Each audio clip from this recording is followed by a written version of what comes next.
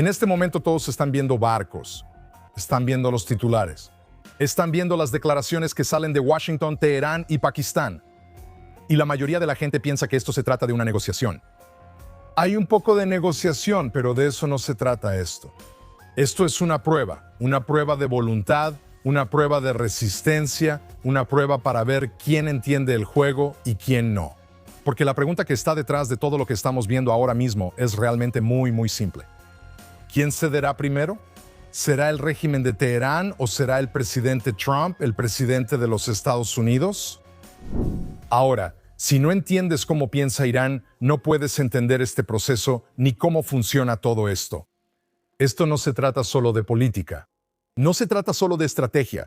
Esto se remonta a dos raíces profundas en las que tenemos que profundizar: el arte persa de gobernar y la doctrina de los chiitas.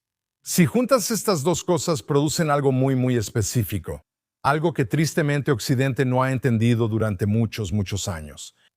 La paciencia como arma. Hay un proverbio persa que dice: enturbia las aguas y podrás atrapar el pez. Enturbia las aguas y los peces no saben a dónde ir, se ralentizan y puedes atrapar el pez que quieras. ¿Qué significa eso? Significa prolongar la situación, ocultar tus intenciones, agotar a tu oponente. Y luego, cuando estén cansados, tomas lo que quieras. Esto no es solo una metáfora. Esta es la estrategia operativa de Irán. La estamos viendo desarrollarse ahora mismo. Irán no negocia para llegar a un acuerdo. Irán negocia para cambiar el acuerdo resistiendo más que tú. Ahora, para llevar a cabo esa estrategia, el régimen iraní, el régimen de terror iraní, necesita dos cosas. Necesita sobrevivir y necesita con qué presionar mientras sobrevive y desgasta a su oponente. Si pierde cualquiera de esas dos cosas, todo el sistema en el que confían se derrumba. Entonces, ¿de dónde viene su capacidad de presión? La primera palanca de Irán es bastante simple, ya lo hemos mencionado antes, es la energía. Si interrumpes el estrecho de Hormuz, interrumpes el transporte marítimo.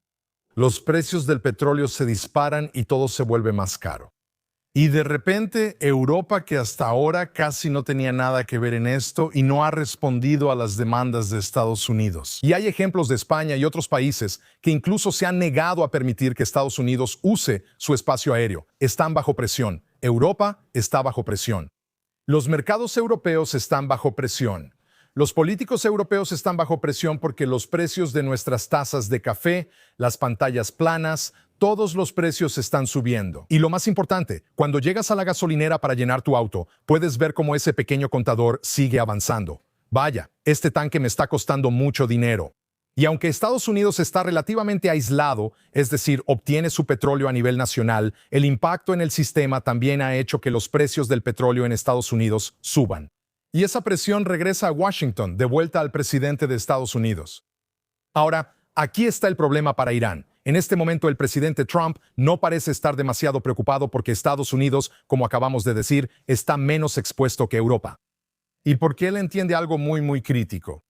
El dolor a corto plazo se puede tolerar, y de hecho se está tolerando. Estados Unidos está funcionando. Sin embargo, la pérdida estratégica a largo plazo no se puede tolerar. Es decir, si Irán tiene capacidades nucleares y está amenazando el estrecho de Hormuz con capacidad nuclear, o Israel, o Arabia Saudita, o los Emiratos Árabes Unidos, todos aliados de Estados Unidos, entonces eso afecta a Estados Unidos. Y si tiene capacidades nucleares para asegurar el estrecho de Hormuz, significa que, sin importar la situación, incluso si Irán y China deciden ir tras Taiwán y perturbar su industria, nadie va a poder detener el flujo de petróleo desde el estrecho de Hormuz para alimentar las ambiciones imperialistas de China porque tienen un arma nuclear. Y eso podría afectar directamente a Washington, D.C. La segunda palanca de Irán es el tiempo. Y ellos están viendo el calendario, están observando el sistema político de Estados Unidos. Y se están preguntando, ¿podemos alargar esto hasta que Trump esté bajo presión de su propio partido en las elecciones de medio término? Esa es su apuesta. Ahora, Trump podría estar pensando dos cosas. O bien, el Congreso está estancado, así que mejor actúo ahora y probablemente eso no va a cambiar mucho. Sin un Congreso que funcione, voy a depender principalmente de la política exterior que está en mis propias manos, o podría estar apostando todo para tratar de asegurar un resultado decisivo y definir el panorama político en el futuro.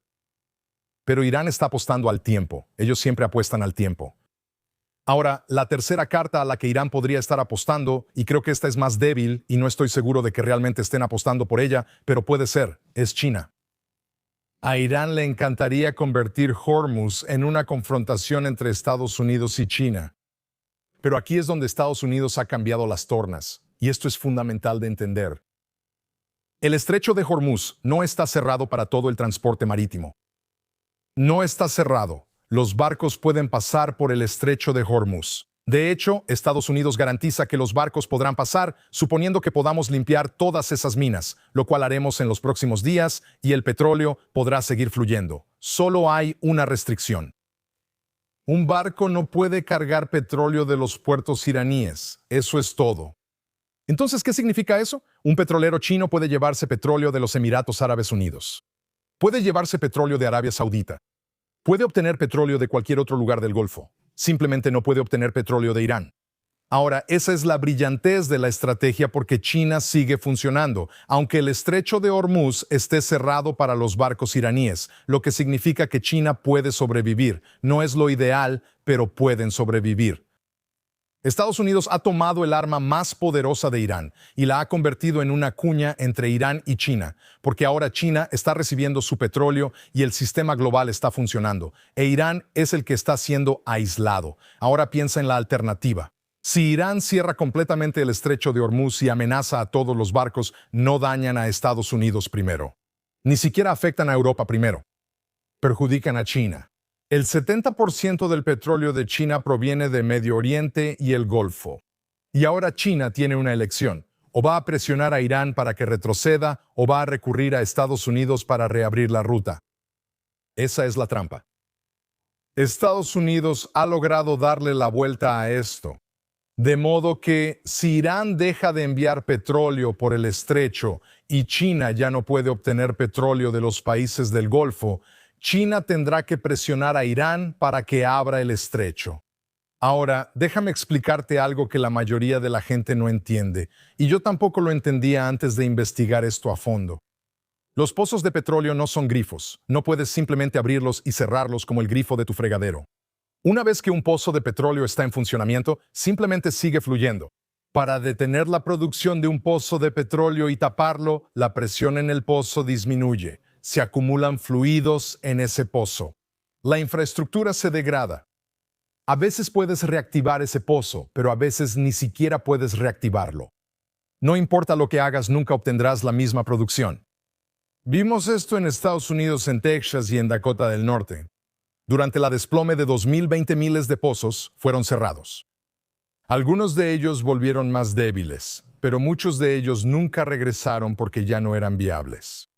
Ahora aplica eso a Irán. Si bloquea sus exportaciones, el almacenamiento de petróleo se llena, la producción se detiene y los pozos se cierran. Y ahora no solo estás afectando la economía iraní de hoy, estás destruyendo la capacidad futura de Irán como proveedor de petróleo. Esto es un daño a largo plazo. Esto no es una sanción. Esto es asfixia económica del régimen terrorista iraní a lo largo del tiempo. Y mientras todo esto está sucediendo, mientras toda esta asfixia está ocurriendo en este momento, porque Irán no puede deshacerse de su petróleo y sus almacenes están desbordados, las negociaciones continúan. Para entender más sobre esto, por cierto, la producción de petróleo, si hablas hebreo y puedes escuchar en hebreo, hay un podcast brillante que profundiza en el tema, hecho por Nitzan David Fuchs, que se llama Mizkak Gadol, el gran juego. Entonces, ¿qué vemos que se está desarrollando frente a nosotros? Más recursos de Estados Unidos se están moviendo hacia la región. Grupos de portaaviones como el grupo del portaaviones Bush, fuerzas anfibias y un gran despliegue logístico continúan llegando al Medio Oriente. Esto no es estático. Son dos vías que ocurren al mismo tiempo, la diplomacia y la fuerza, y ambas se están llevando a cabo exactamente al mismo tiempo. De hecho, hay numerosos informes de que hay cientos de vuelos ocurriendo sobre el espacio aéreo iraní. Lo más probable es que estén buscando lo que enfrentará una invasión terrestre. Porque si llegara a ocurrir una invasión terrestre, habría un apoyo aéreo masivo, antes de que las tropas estadounidenses pisen ese suelo. Así que todo esto está ocurriendo. Por un lado, se está negociando y por el otro, se está acumulando fuerza en caso de que la negociación no funcione. Eso es en lo que tanto Estados Unidos como Israel siguen insistiendo hasta el día de hoy, que es el enriquecimiento cero y el desmantelamiento absoluto del programa nuclear de Irán, algo que hasta ahora Irán se niega a hacer. Ahora, hablemos de Pakistán. Se supone que las conversaciones se reanuden, tal vez en Islamabad, tal vez en otro lugar, pero incluso Trump está manteniendo la situación abierta. Y eso nos dice algo. La vía de negociación está abierta, pero como mencioné, está aumentando sus fuerzas, lo que muestra que nada está decidido. Todos aquellos que dicen que todo se está viniendo abajo y afirman que Estados Unidos se está echando para atrás. Y siguen diciendo que no importa lo que haga Estados Unidos, que es obra del New York Times, CNN, Haaretz e Israel, tratar de proyectar debilidad constantemente, que se está echando para atrás, que no consiguió lo que quería, que es un fracaso. No es cierto, ha sido un gran éxito. Y él no se ha echado para atrás. ¿Qué está exigiendo Estados Unidos? No está buscando un acuerdo pequeño. Ayer mismo escuchamos a Marco Rubio y al vicepresidente Vance decir que ni siquiera está buscando un acuerdo parcial. Él está buscando un gran acuerdo, el desmantelamiento completo del programa de enriquecimiento, quitar el uranio enriquecido y a cambio un acuerdo integral. Integración económica para un nuevo Irán, prosperidad para un nuevo Irán y un camino de regreso al mundo. Esa es la oferta. Pero aquí está el problema. Para Irán, renunciar a su uranio enriquecido significa renunciar a su capacidad de presión. Y si pierden esa capacidad de presión, pierden su capacidad de sobrevivir a largo plazo. Así que, volviendo a su proverbio, están ganando tiempo. Lo están alargando. Están tratando de enredar las cosas porque eso es lo que hacen. Y dentro de Irán, ¿qué está haciendo el régimen dentro de Irán? El régimen está haciendo algo muy específico. Sabe que no puede dañar a Israel, no puede dañar a Estados Unidos. Lo único que puede hacer es convencer a su gente, que tiene un apagón mediático total, de que el régimen sigue siendo fuerte. Ellos no ven lo que tú y yo vemos. Ellos no están viendo este podcast, no tienen acceso a los medios. Están inundados de propaganda día tras día. Les dicen que el régimen está ganando. Y ya sabes, hemos visto esto antes porque durante la operación anterior en junio le dijeron lo mismo a su gente. Y tomó meses para que la realidad alcanzara al pueblo iraní. De hecho, pasaron 6 meses entre el final de la exitosa campaña en junio y cuando el pueblo iraní salió a las calles en enero, porque les tomó tiempo entender que el régimen había sido gravemente debilitado. Mira lo que está pasando ahora. Al parecer han sido eliminados cerca de 10.000 combatientes de la Guardia Revolucionaria Islámica.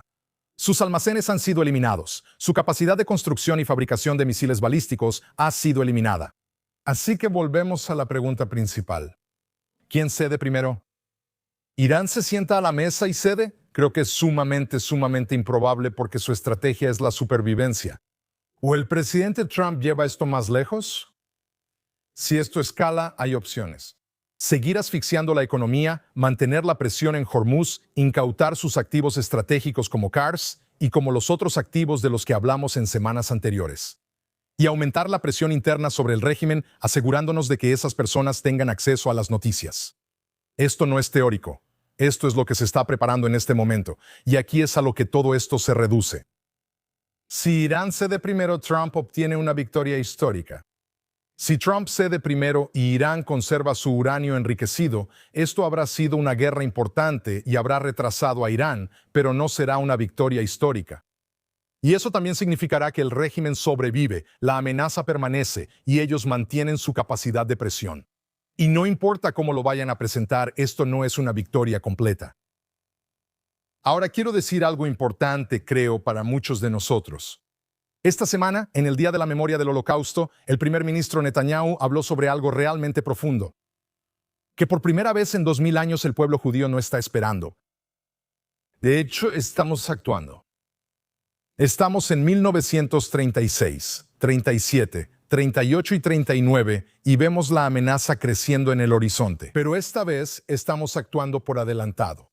Nos estamos defendiendo. Estamos tomando nuestro destino en nuestras propias manos. Y con la ayuda de Dios, Estamos golpeando a quienes buscan destruirnos antes de que puedan actuar. Demos un paso atrás y pensemos en esto. Durante 2000 años, el pueblo judío vivió en el exilio y la persecución. Éramos indefensos. Y ahora las fuerzas de defensa de Israel, nuestros soldados y la determinación del pueblo israelí y nuestro liderazgo están dispuestos a actuar. Esto no es algo normal en la historia. Esto es histórico y nunca debe darse por sentado. Por eso nuestros enemigos están tan molestos. Por eso nuestros enemigos están tratando de reinterpretarlo. Así como el otro día cuando tuve un debate con Mehdi Hassan hizo una afirmación. Él está tratando de reinterpretar todo. Intentó cambiar la conversación del programa nuclear de Irán al hecho de que Israel, según informes extranjeros, podría tener un arma nuclear. Esta es su obsesión. Él afirmó que Israel está obligado por la Resolución 487 del Consejo de Seguridad de las Naciones Unidas. Eso es falso. La Resolución 487, y es importante que todos lo sepamos, no es una resolución del capítulo 7. Solo las resoluciones del capítulo 7 de las Naciones Unidas son vinculantes y ejecutables. No hay resoluciones nucleares del capítulo 7 contra Israel, pero sí las hay contra Irán. Y eso importa porque los hechos importan. Y podemos ver a los enemigos de Israel tratando de distorsionar esos hechos y manipular este argumento. Así que aquí estamos. Los barcos se están moviendo y se moverán a través de los estrechos. Las negociaciones están en marcha, pero la presión está aumentando. Y en el fondo de todo esto, la única pregunta que queda es, ¿quién cederá primero? ¿Abandonará Irán su estrategia de demora y renunciará a su capacidad de presión? ¿O retrocederán los Estados Unidos y dejarán al régimen con suficiente fuerza para luchar otro día? Esto no se trata solo de un acuerdo, se trata de la forma que tomará la próxima década y quizá más allá. Porque al final, la historia no recuerda quién habló más tiempo, quién actuó por más tiempo. Recuerda a quien mantuvo la línea hasta la victoria. Realmente estamos viviendo días decisivos en Medio Oriente para Israel, para Estados Unidos y, me atrevo a decir, para el mundo entero.